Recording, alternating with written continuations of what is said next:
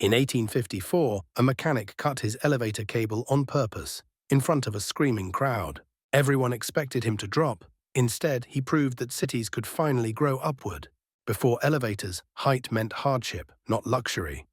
If you lived on the fifth floor, you carried water, coal, and groceries up every single day. Cities grew crowded, but buildings stayed short because no one wanted to climb that far. Hoists and winches already lifted coal and cargo, but people did not trust them with their lives. One broken rope meant a deadly fall. That fear stopped cities from rising. Enter Elisha Graves Otis, a mechanic and tinkerer working in New York in the early 1850s. He needed a safe way to lift heavy equipment inside a factory, not to build skyscrapers. Otis designed a safety brake that grabbed the rails if the hoisting rope snapped. The idea seemed simple, but no one believed it until he staged a stunt. In 1854, at New York's Crystal Palace exhibition, Otis rode on a platform high above spectators. He shouted for the rope to be cut. The blade fell, the cable snapped, and the crowd gasped. His brake grabbed the guide rails. The platform stopped. Otis bowed and announced his safety device. That one theatrical moment turned a workshop gadget into a world-changing invention. Some visionaries already bet on vertical travel even before a working passenger elevator existed. In New York, Peter Cooper built Cooper Union with a round elevator shaft years before any safe passenger model. He trusted that someone would solve the safety problem, and he wanted the building ready. In 1857, Otis installed one of the first passenger elevators in a New York department store. The ride moved slowly, but it turned the upper floors from dead space into prime retail. At first, operators reassured nervous riders, and people treated the trip like a small performance. From Otis's brake to true skyscrapers took decades of engineering and culture shifts.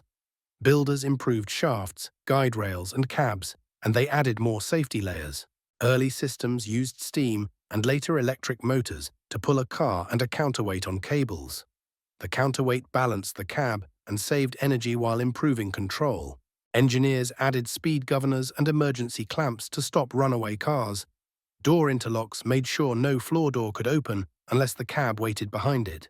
In 1880, Werner von Siemens built one of the first electric elevators in Germany.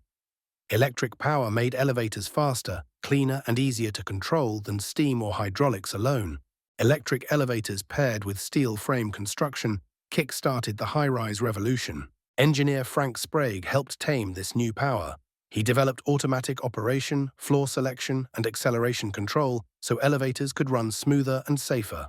Sprague also worked on handling multiple cars and complex traffic in tall buildings. By the 1890s, his company had installed hundreds of elevators before Otis bought it in 1895. As elevators multiplied, they changed how people valued space. Before elevators, wealthy tenants paid more for lower floors to avoid climbing stairs. With safe elevators, top floors gained the best light, air, and views, and their prices rose. Elevators shaped shopping too. Department stores stacked goods vertically, and riders experienced each floor as a new scene. Operators became performers, guiding riders and controlling the machine with a lever or wheel. Companies like Otis turned elevators into a global business, selling safety and speed to developers. Later, firms like Schindler and TK Elevator joined the race to carry millions of passengers each day. Without elevators, skyscrapers and dense business districts would not exist in their current form. The elevator quietly decided that cities would grow upward, not just outward. As building heights rose, a human operator in every car became a bottleneck. By the mid-20th century, companies introduced push-button control, and many cabs ran without attendants. Electronics handled starting, stopping, and leveling, making rides smoother and more efficient. In busy towers, traffic control became its own science. In 1992, Schindler launched its Myconic 10 system, which grouped passengers by destination before they boarded. This destination control cut waiting times and reduced how often cars stopped on the way. Today, most tall buildings use traction elevators, which pull the cab with cables and a counterweight. Shorter buildings often use hydraulic elevators, which push a piston up from below with pressurized fluid. Hydraulic models work well up to a limited number of floors because the piston must stay manageable. Elevator tech moved into homes too. Compact residential elevators carry one or two people or a wheelchair and fit into tight spaces. Modern systems add touchless controls, keycards, and even apps that call an elevator automatically. They track traffic patterns to save energy and move crowds more intelligently. Behind the scenes, strict codes and regular inspections keep elevators remarkably safe. Brakes default to on, doors lock into place, and multiple backups watch every journey. Yet most riders never see the machinery or think about the 170 years of trial and error behind each trip. Elevators did more than save legs. They made possible the dense office clusters, luxury penthouses, and stacked shopping that define modern cities. When Otis stepped onto that platform and ordered the rope cut, he gambled his life on a simple promise. If the brake worked, humans could finally trust machines with their vertical fate. Every time you press a floor button, you echo that decision to trust.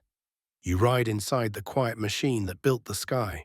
If you want more hidden histories of everyday objects, ride with this channel. Hit subscribe like you hit the elevator button, and let's see where history takes us next.